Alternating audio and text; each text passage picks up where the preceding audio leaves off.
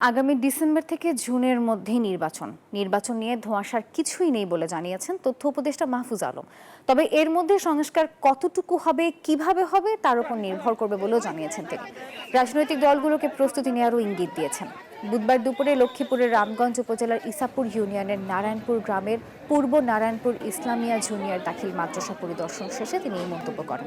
বলেন, আওয়ামী লীগ নিষিদ্ধে রাজনৈতিক দলগুলোর পরামর্শ, দেশি বিদেশি সহযোগী ও স্টক হোল্ডারদের পরামর্শ ছাড়া সরকার একা সিদ্ধান্ত নিতে পারেন না। এর আগে তিনি নিজ বাড়িতে পৌঁছে মা বাবা সহ স্বজনদের সঙ্গে দেখা করেন। এ সময় তার দাদা দাদির কবর জিয়ারত করেছেন তিনি। জুন 2026 এটা হচ্ছে সংস্কার, কতটুকু হবে কিভাবে হবে সেটার উপর নির্ভর করবে। আমি মনে করি যে এর ভিতরে আমরা সীমিত রাখি আর কি। এর বেশি উচ্চাশা সরকারের ভিতর থেকেও নেই, আর এটা নিয়ে ধোঁয়াশারও কিছু নাই যে কবে নির্বাচন হবে, নির্বাচন দিবে কি দিবে না সরকার।